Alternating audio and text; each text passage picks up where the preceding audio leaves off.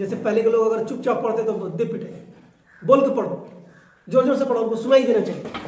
और आज आप कहते हैं कि मन में पढ़ो, शांति से पढ़ो, हल्ला नहीं करो, चुपचाप आप पढ़ते हैं धीरे धीरे। पता नहीं साइंस अपने हिसाब से डील करता है इसको, लेकिन हमको लगता है कि बोल के पढ़ने से बहुत फायदा था। हमारा प्रोनाउंसिएशन जो है, उच्चारण जो है वो सही होता था। हम जो पढ़ रहे हैं आसपास के लोगों की मतलब नज़र और उनका दिमाग उस पर रहता था, वो कान दिए रहते थे कि कहाँ गलती पढ़ रही है, सही पढ़ रही है। टोकने वाले लोग होते थे घर में ही। ये सब कुछ ठीक था मेरे हिसाब से, अपना अपना तरीका है। खैर, तो कार्य जो है, सबसे पहला जो स्टेटमेंट दे रहा है कार्य के लिए बुक में कि भौतिकी में कार्य से हमारा तात्पर्य यांत्रिक कार्य से है, मतलब मैकेनिकल वर्क से है। हम जो बताए थे परिभाषा है आगे कि बल और बल के अनुप्रयुक्त बिंदु द्वारा, हाँ, बल के दिशा में तय की गई दूरी को बल के द्वारा किया गया कार्य कहते हैं। ये कार्य की परिभाषा थी जो हमें याद कराया गया था और उसमें दिया हुआ। कार्य असल में अदिश राशि है। कैसी राशि है? अदिश राशि। कार्य को व्यक्त करने के लिए केवल परिमाण मतलब मैग्नीट्यूड की जरूरत होती है, इसलिए वह अदिश राशि है। कार्य जो है कोई कार्य हो रही है, इसके लिए जरूरी है कि जिस ऑब्जेक्ट पे हम बल लगा रहे हैं उसमें कुछ परिवर्तन हो रहा हो, वो ऑब्जेक्ट कुछ दूरी तय करे, तो समझेंगे कि भाई कार्य हो रहा है। हम एक सूटकेस उठा के यहाँ से वहाँ ला के रखे हैं, तो भाई उठाने के लिए हम झुके हैं, फिर उसको उठा के रखे हैं, तो समझिए कि कार्य वहाँ पे हुआ है। उसी टाइम हम ये एग्जाम्पल दिए थे कि पापा आपके बोले थे कि हाँ ये एक सूटकेस उठाओ सर पे, उठा के रख दिए थे। आप बोले थे कि उसको इस कमरे से उस कमरे में पहुँचाना है। आप गए, कमरे में ताला लगा हुआ था और आप बहुत देर तक खड़े रहे, सुबह से शाम हो गई, न ताला खुला न सूटकेस नीचे उतरा, आप सर पे ला दे रहे। पापा आए तो जाके माँ बोले कि बहुत काम की बच्चिया दिन भर खड़ी आपके चलते, और इतनी आज्ञाकारिणी है कि आप जब तक कहेंगे नहीं सूटकेस उतारेगी नहीं। पापा आए, सूटकेस उतारे, थप्पड़ लगाया, बोले कि कोई काम नहीं की, दिन भर खड़ी है जहाँ की था। अब आप कहेंगे बताइए क्या जुर्म है? दिन भर खड़ा रहे, सूटकेस लेके, हालत खराब हो गया, कह रहे हैं कि काम नहीं हुआ। पापा फिजिक्स के टीचर थे। तो काम कब होगा साइंस में?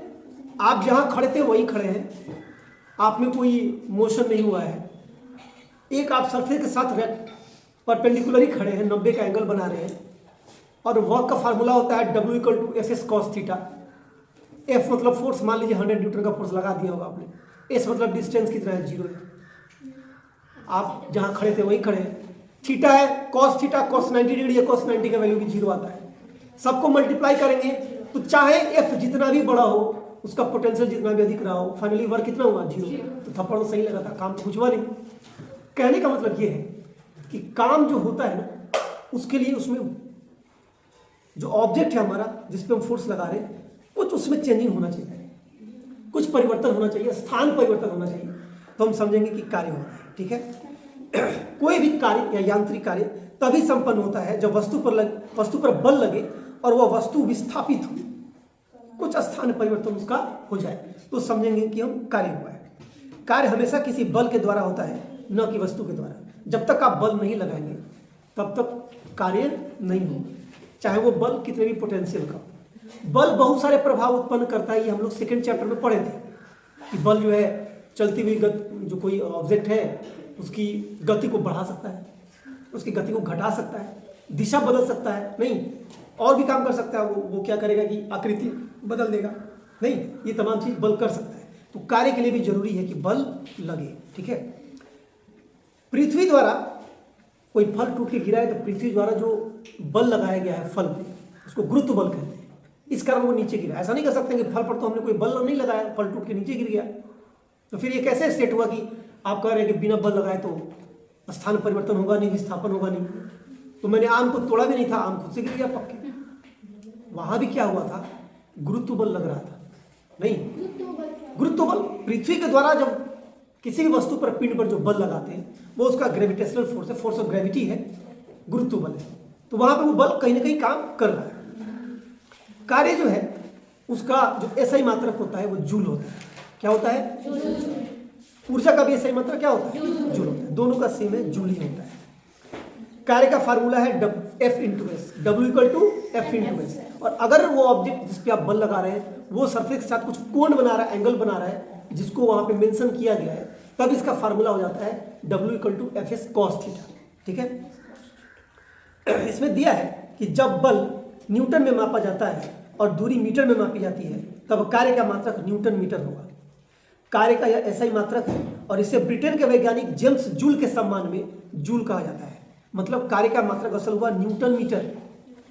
मात्रा क्या हुआ? Newton metre. चूंकि इसको जेम्स जूल ने ये कॉन्सेप्ट दिया था, उनके सम्मान में हम इस न्यूटन मीटर को क्या कहते हैं? जूल कहते हैं। और एक जूल का मतलब क्या होता है वो सुनिए कि एक जूल कार्य की वह मात्रा है जो 1 न्यूटन के बल द्वारा किसी वस्तु को बल की दिशा में 1 मीटर की दूरी चलाने में किया गया है। मतलब साफ है कि अगर किसी वस्तु पे आप बल लगाते हैं, अगर उस वस्तु पे आप 1 न्यूटन का बल लगाए हैं और उस वस्तु में 1 मीटर का परिवर्तन हो गया है, तो समझिएगा कि उस पर 1 जूल कार्य हुआ है। बाबू तुम लोग मेरे निशाने पे हो, सुधर जाओ, बहुत मार मारेंगे। किसी भी वस्तु पर हम 1 न्यूटन का बल लगाते हैं और उसमें एक क्या हुआ है? मीटर का विस्थापन हुआ है, तो हम कहेंगे कि 1 जूल क्या हो रहा है? कार्य हो रहा है। कोई दिक्कत? 1 जूल कार्य की परिभाषा आप ऐसे लिखेंगे, ठीक है? हम सवाल देंगे लास्ट में। अब 2 चीजें हैं, कार्य को 2 पार्ट में बांटते हैं, धनात्मक कार्य और ऋणात्मक कार्य, ठीक है? जाहिर सी बात है, बल की दिशा में कोई कार्य हो रहा है, स्थान परिवर्तन वस्तु का हो रहा है बल लगाने से, बल की दिशा में, वो धनात्मक कार्य है। और हम बल लगाए और विपरीत दिशा में वो काम हो रहा है तो ऋणात्मक है। तो सर ऐसे कैसे होगा कि बल लगाएंगे तो काम विपरीत दिशा में होगा?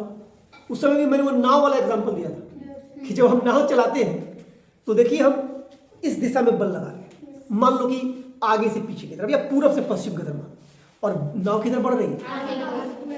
ठीक आपके अपोजिट बढ़ रही है। यहाँ पे कार्य क्या होगा? ऋणात्मक है, निगेटिव वर्क है। और हम इस बॉक्स को धकेल रहे हैं, बॉक्स को धकेल रहे हैं आगे की तरफ, बॉक्स भी आगे की तरफ जा रहा है, ये क्या हुआ? धनात्मक कार्य हुआ, पॉजिटिव वर्क हुआ, ठीक है? उसके बाद यहां दे भी दिया है, जब विस्थापन बल की दिशा में होता है तो कार्य धनात्मक होता है, और जब विस्थापन बल की विपरीत दिशा में होता है तो कार्य क्या होता है? ऋणात्मक। वही चीज जो बताया। इसके बाद आप किसी वस्तु को ऊपर की तरफ फेंकते हैं, उस पर एक बल लग रहा होता है, ठीक है? गुरुत्व बल लग रहा होता है जो आपके बल के ठीक विपरीत काम कर रहा है, इसलिए वो गेंद नीचे की तरफ गिर रही है। जबकि बल आपने आगे फेंका था, कुछ दूर जाने के बाद फिर वो नीचे की तरफ गिरी, मतलब वहां पे निगेटिव वर्क काम कर रहा है, ठीक है?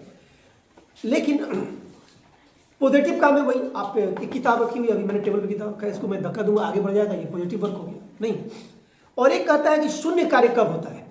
तो शून्य कार्य वर्क 0 तब होता है, बहुत सारा कंडीशन दिए थे कि जब विस्थापन हुई नहीं, S 0 हो जाए, अभी वर्क 0 हो गया। और जब हम एंगल जो बनाए हैं थीटा का, कॉस थीटा जो हम करें 90 डिग्री हो जाएगा, तो भी कार्य क्या होगा? शून्य। दोनों ही कंडीशन में शून्य वर्क होता है, ठीक है? या किसी सर्कुलर पाथ पे कोई वस्तु चल रही है, जहां से चली वहीं को आकर रुक गई है, विस्थापन क्या हुआ? 0 है। बात विस्थापन की है तो विस्थापन 0 है, तो विस्थापन 0 तो कार्य क्या होगा? 0। एक मिनट,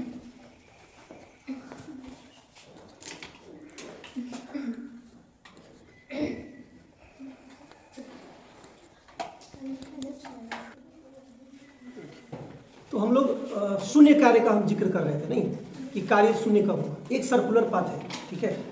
उसमें किसी पॉइंट से, सर्कल पे, वृत्ताकार पथ पे किसी पॉइंट से आप चले हैं और उस वृत्ताकार पथ को घूमते हुए आप उसी पॉइंट पे पहुंच गए। पॉइंट ए से चले थे, घूम के पॉइंट ए पे पहुंच गए, तो विस्थापन क्या हुआ? और जब विस्थापन शून्य है, इसका मतलब वर्क क्या होगा? शून्य। तो इस कंडीशन में भी वर्क शून्य कहा जाता है। यहाँ दिया भी हुआ है कि जब किसी वस्तु का विस्थापन बल की दिशा के अविलंब होता है, तब विस्थापन और बल की दिशाओं के बीच 90 डिग्री का कोण बनता है, और ऐसी स्थिति में बल द्वारा किया गया कार्य शून्य माना जाता है। मतलब थीटा जो हम बात कर रहे थे, जो एफ कॉस थीटा भी आया, अगर 90 डिग्री आ गया अविलंब है, तो वहां पे काम क्या हो गया? शून्य हो गया, ठीक है?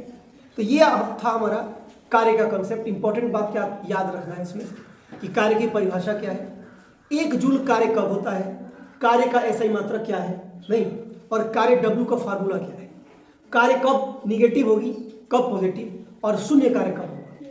कार्य का सेक्शन जो है उसमें इतनी चीजें आपको जाननी है, और इतना ही सवाल मैं आपको दूंगा, घर से आप करके लगेगा, ठीक है? इसके बाद हम आते हैं ऊर्जा। ऊर्जा का इंग्लिश क्या होता है? एनर्जी, ठीक है? ऊर्जा क्या है? एनर्जी। परिभाषा आप बचपन से पढ़ते आ रहे होंगे कि कार्य करने की क्षमता को ऊर्जा कहते हैं नहीं, मतलब energy is the working capacity, क्या? कार्य करने की वो क्षमता है। आप जिस कैपेसिटी से आप वर्क करते हैं वो आपकी एनर्जी है, क्या? कार्य की तरह ऊर्जा भी क्या है, अदिश राशि है। ऊर्जा को व्यक्त करने के लिए आपको परिमाण की जरूरत होती है, दिशा की जरूरत नहीं होती। सो इसको हम कहते हैं अदिश राशि। पिछले किसी क्लास में पहले ही पाठ में हम लोग पढ़े थे कि दो तरह की वो राशियां होती हैं, अदिश राशि और सदिश राशि। सदिश राशि को हम वेक्टर क्वांटिटी और अदिश राशि को स्केलर क्वांटिटी। अदिश राशि में केवल परिमाण चाहिए, सदिश राशि में दिशा और परिमाण। कोई दिक्कत?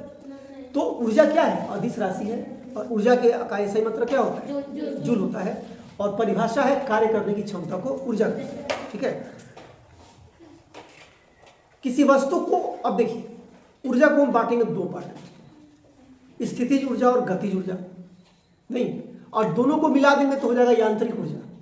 ये बात भी हम लोग जिक्र किए थे। जो फैन चल रहा है वो जो गति है उसकी, उसमें यांत्रिक ऊर्जा है। स्थितिज ऊर्जा उसकी स्थिति कारण जब वो बंद है, ऑन किए आप, गति कारण जो ऊर्जा है वो दोनों मिलकर के क्या बना है, यांत्रिक ऊर्जा। तो किसी वस्तु को अपनी गति के कारण जो ऊर्जा होती है उसको हम कहते हैं गतिज ऊर्जा, काइनेटिक एनर्जी। गतिज ऊर्जा का इंग्लिश क्या हुआ, काइनेटिक एनर्जी। उसको हम लोग लिखते हैं ई के, हाँ ई लिखते हैं और फिर के लिखते हैं, छोटा सा स्मॉल के, छोटा अक्षर, उसको गतिज ऊर्जा कहेंगे। और किसी वस्तु की स्थिति या आकृति में परिवर्तन के कारण जो ऊर्जा होती है उसको हम कहते हैं स्थितिज ऊर्जा। मतलब एक घर पे आपके 2 मंजिल 3 मंजिल घर पे एक बड़ा सा पत्थर रखा हुआ है, उसमें स्थितिज ऊर्जा है, क्योंकि वो गिरेगा तो प्रभाव डालेगा, सर पे गिरेगा, सर फोड़ेगा, जो भी प्रभाव डाल पाएगा, तो उसमें क्या है, स्थितिज ऊर्जा है। हमने एक गुलेल जो होता है उसको खींच के रखा है, नहीं तना हुआ है, उसमें स्थितिज ऊर्जा है। छोड़ेगा तो फिर वो गतिज ऊर्जा होता है, लेकिन अभी उसमें स्थितिज ऊर्जा है। पहले हम लोग ये जो घड़ी पहने इसमें चाबी नहीं देते हैं ना, पहले ही घड़ी में चाबी होती थी। और फिल्मों में गाना था, जितनी चाबी भरी राम ने उतना चले खिलो। घड़ी में चाबी देते थे 24 घंटे में एक बार। हाँ, नहीं चाबी से टाइम नहीं देते थे। ये है ना, देख रहे हैं, इसको ऐसे ऐसे चाबी जो ऐसे ऐंठा जाता था उसको, और एक तरफ जाके वो रुकता था तो समझ जाते थे टाइट हो जाएगा, तो अच्छा चाबी इसका हो गया। अब 24 घंटे में धीरे धीरे खिसक के फिर अपने जगह पे आएगा, वैसे ही घड़ी चलती थी। जिस दिन चाबी देना आप भूल जाएंगे घड़ी, तो अमिताभ बच्चन की एक फिल्म थी, उसमें वो खिलौना लेकर के था, गाना है कि जितनी चाबी भरी राम ने उतना चले खिलौना। वो हंसते हंसते वाला कोई गाना था, कुछ था ऐसे, मैं मिस कर रहा हूँ, बहुत अच्छा गाना था, खूब चला था अपने टाइम। तो चाबी देते थे घड़ी में, तो चाबी जो देना था ऊर्जा संचित रहती थी, वो स्थितिज ऊर्जा थी। नहीं, इस तरह से स्थितिज ऊर्जा और गतिज ऊर्जा है। हम दौड़ के जा रहे, किसी ने टकरा गए तो गिर जाए, जो गिरे, जो कमजोर होगा गिर जाए। नहीं, दोनों भी गिर सकते हैं, दोनों सेम पोटेंशियल के, तो दोनों भी गिर सकते हैं, हो सकता है। तो होता क्या है, इसको हम कहते हैं गतिज ऊर्जा। गति के कारण आपकी एनर्जी है, वो एनर्जी प्रभाव डाला सामने वाले पे, तो गतिज ऊर्जा है। तो स्थितिज ऊर्जा और गतिज ऊर्जा दो पार्ट में इसको बांट सकते हैं। गतिज ऊर्जा जो है, जिसको हम कह रहे थे कि ई के लिखते हैं, इसका जो फार्मूला होता है वो होता है ई के equal to 1/2 mv²। 1/2 mv²। M मतलब मास, एम मतलब मास, और वी मतलब वेलोसिटी, वेग। ठीक है, एम मतलब मास द्रव्यमान, और वी मतलब वेलोसिटी, जिस वेग से जिस चाल से वो चल रही है वो। तो ये फार्मूला हुआ आपका गतिज ऊर्जा का। और स्थितिज ऊर्जा को हम ईपी से डिनोट करते हैं, और इसको लिखते हैं EP equal to mgh। M मतलब मास, जी मतलब ग्रेविटी, और एच मतलब हाइट, जितने हाइट में वस्तु रखी हुई है, इन तीनों का जो प्रोडक्ट होता है उसको हम कहते हैं क्या, स्थितिज ऊर्जा। मतलब आप 1 मंजिल पर रखे हैं पत्थर को, और कोई बच्ची 3 मंजिल पर रखी है मारने के लिए, एक बच्ची 1 मंजिल पर रखी है। आजकल पत्थर मारना आम बात है, इसलिए बता रहा हूँ, पत्थर ज़्यादा एग्जाम्पल दे रहा हूँ। तो 1 मंजिल वाले से जो प्रभाव पैदा होगा ना, जो चोट लगेगी ना, उससे कई गुना ज़्यादा 3 मंजिल वाले से लगेगी। क्यों? क्योंकि हाइट ज़्यादा है तो वर्क का पोटेंशियल भी ज़्यादा रहेगा। आप समझ रहे? किसी पे पत्थर नहीं चलाना चाहिए। हम लोग जो है बच्चे आजकल देख रहे हो, आ रहे थे, हमें कुत्ता जो है बेचारा बैठा हुआ है एकदम सिहरा हुआ, और लड़की आ रही है, आप पत्थर लेकर मारे, बताइए। मतलब इतना हमको क्या बुरा लगा है, बेचारा ये तो अपने सहमा हुआ है, इंसान से तो भगवान डर रहा है, कुत्ता क्या है, ऊपर से उसको पत्थर मारा। आप फिल्म बनाते हैं, कोई पत्थर से ना मारे मेरी दिवाली में, झूठ का गाना है। सीखना तो चाहिए, कम से कम अच्छी चीज़ें सीखनी चाहिए। अना मतलब किसी को खामखा चोट मत पहुंचे, जो आपका नुकसान नहीं कर रहा है उसको नुकसान नहीं पहुंचे। क्या मैं नहीं कहता कि कोई आपको जो है तलवार लेकर पीछे पड़ गया, गर्दन काटने के लिए, आप कहेगा आओ प्यारे काट लो, ऐसा तो मैं नहीं कर रहा हूँ। लेकिन यार जो कभी आपका नुकसान नहीं पहुंचा उसका नुकसान नहीं पहुंचा। तो मैं बस ये कह रहा था, कहाँ से कहाँ चलाया, कि अगर एक मंजिल पे पत्थर रखा है और 3 मंजिल पे पत्थर रखा है तो हाइट में फर्क है ना, तो वर्क के पोटेंशियल में भी फर्क है। तो फार्मूला W क्या होता है, mgh।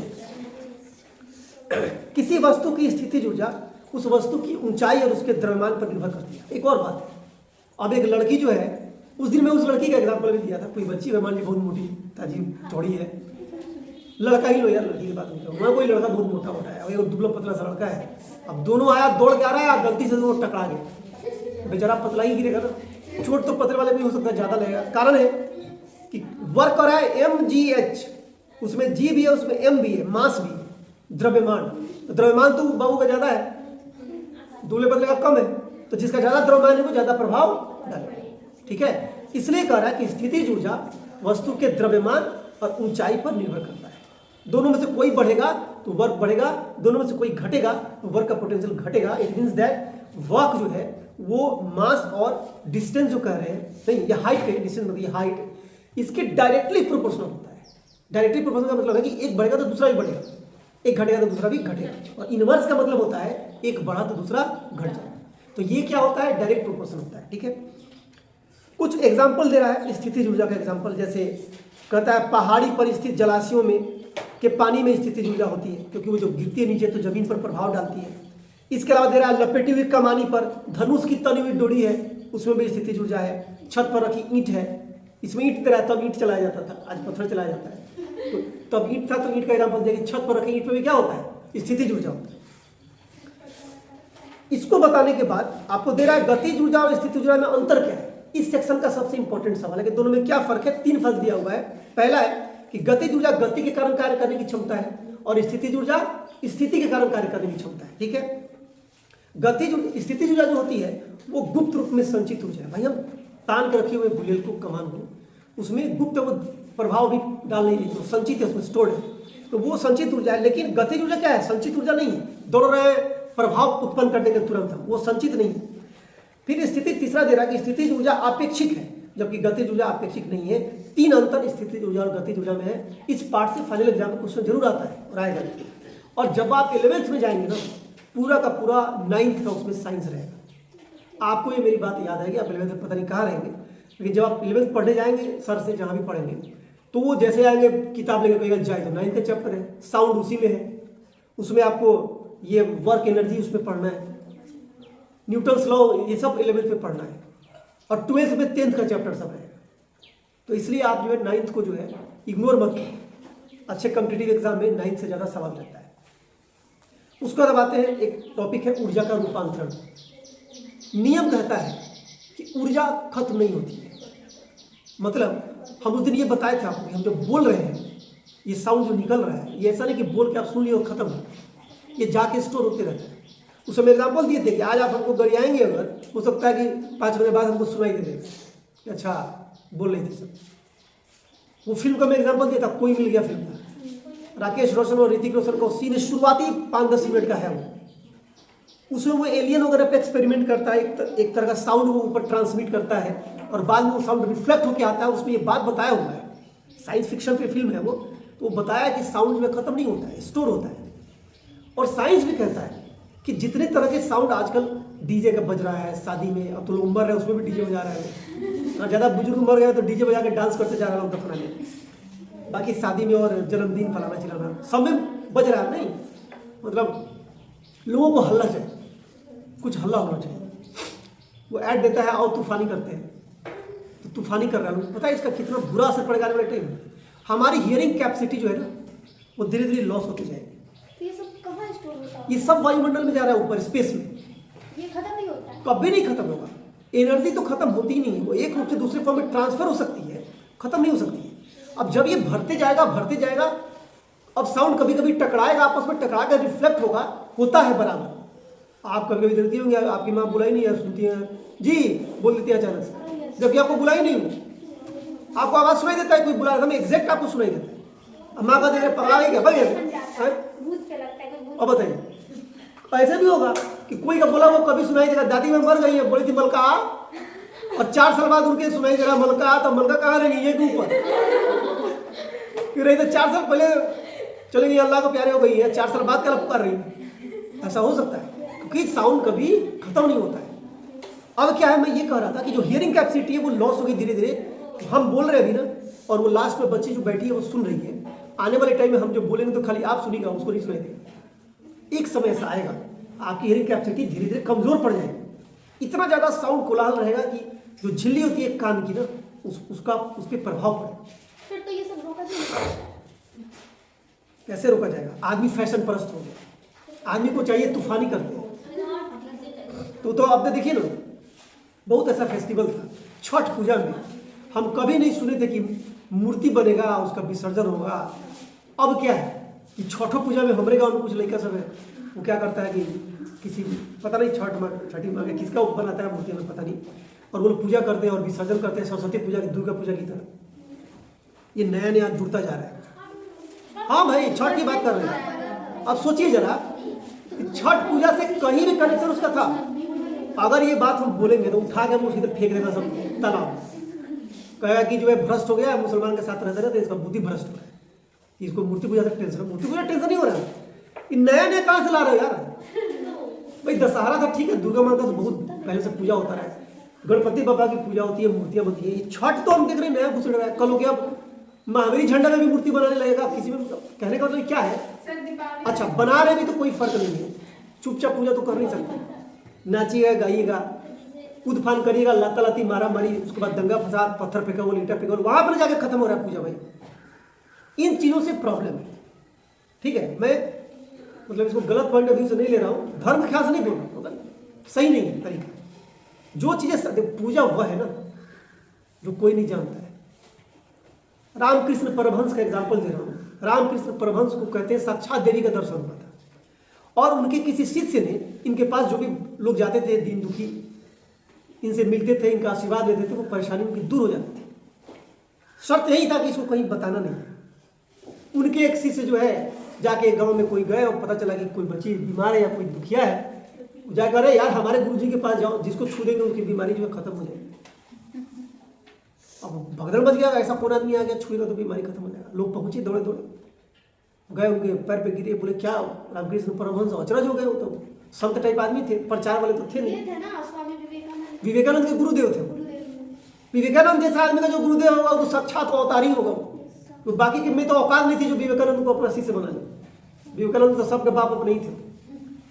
उनको कहे कि तुमको कैसे पता चला ये बात? मैं को रोता हूँ यार तुम्हारी बीमारी हरने वाला, मैं तो खुद बीमार हूँ। ये तो ऊपर वाला जिस पे रहम करते हैं उसकी ठीक होती है, जिसकी सुन लेते हैं उसकी ठीक हो जाती है। ये बात तुमको कौन बताए? तो आप ही के शिष्य थे सर, उन्होंने बताया हमको, वहाँ पे दया कीजिए, मैं कीजिए, फलाना जिला। वो तो जो बात कर रहा था कि ये कहानी खत्म हो गई। उसके बाद वो कहे कि मुझे जो है जंगल में कहीं जाकर रख दो, अब मेरा समय खत्म हो गया, अब मेरे चीज़ों का ये सब प्रचार करने लगा है। इसको पूजा कहते हैं। पूजा में प्रचार नहीं होता, इबादत में प्रचार नहीं होता है। जलसा निकाल रहे हैं, फलाना निकाल रहे हैं और तजिया खेल रहे हैं, और उसी में जो है भाला कनासा और तलवार भाज रहे हैं, हल्ला कर रहे हैं, मारपीट कर रहे हैं, उसी में क्या है? वो तो शांति से होता है। क्या है यार? इबादत का मतलब है शांति से होती है, कोई सुनता नहीं है।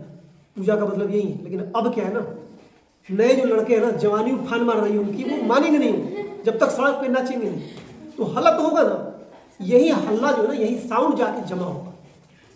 एक वही नहीं है। लोग कहेगा कि आपको इस पे बड़ी सूझता है, आप बाकी चीज पे हल्ला होता है तो कहानी बोल रहे हैं। मैं सबकी बात कर रहा हूँ, जिसपे भी होता हो हल्ला जो है ना, जो साउंड क्रिएट हो रहा है ना, इसका एक बुरा प्रभाव पड़ेगा आने वाले कल में, ठीक है?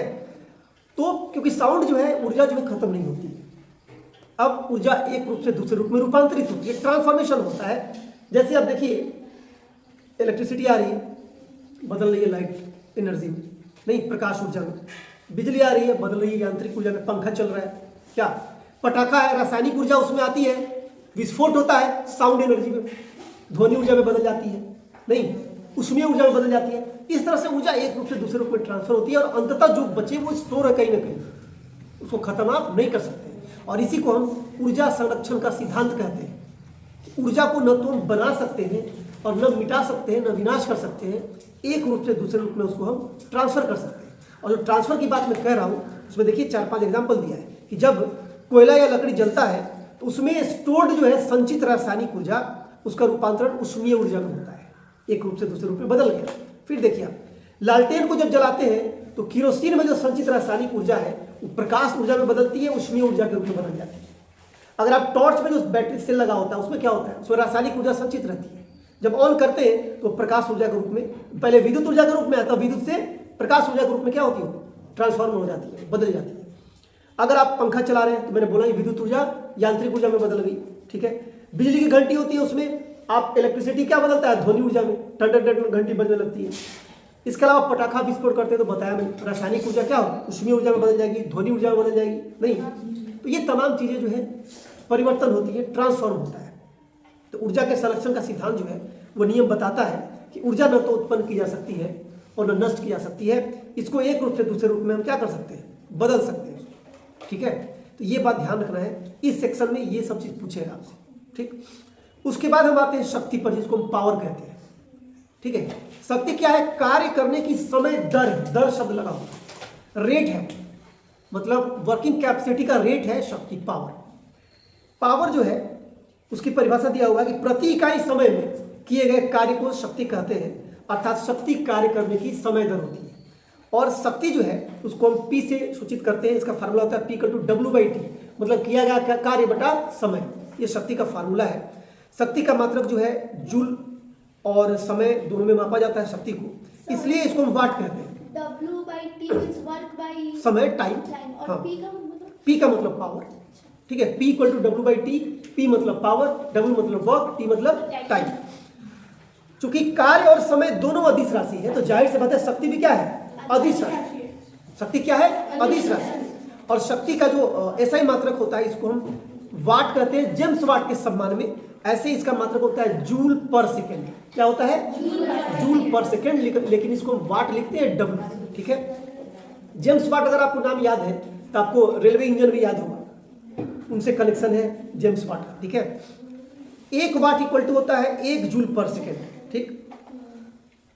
मशीन के कार्य करने की क्षमता वाट या किलोवाट में व्यक्त की जाती है।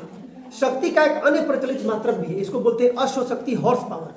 और 1 हॉर्स पावर में 746 वाट होता है, 746 वाट। ये याद रखिए, और बैटरी में आता है 1 हॉर्स पावर बराबर 746 वाट। अब ऊर्जा और शक्ति में 3 अंतर दिया हुआ है जो इस सेक्शन में सबसे इंपॉर्टेंट है, जैसे पिछले बार पढ़े थे स्थितिज ऊर्जा और गतिज ऊर्जा। तो वो अंतर क्या है कि ऊर्जा कार्य करने की क्षमता है, जबकि शक्ति क्या है, कार्य करने की समय दर, पहला अंतर है। दूसरा, ऊर्जा कार्य संपन्न होने में लगे समय पर निर्भर नहीं करता है, जबकि शक्ति कार्य जो संपन्न होती है उसके समय पर निर्भर करती है।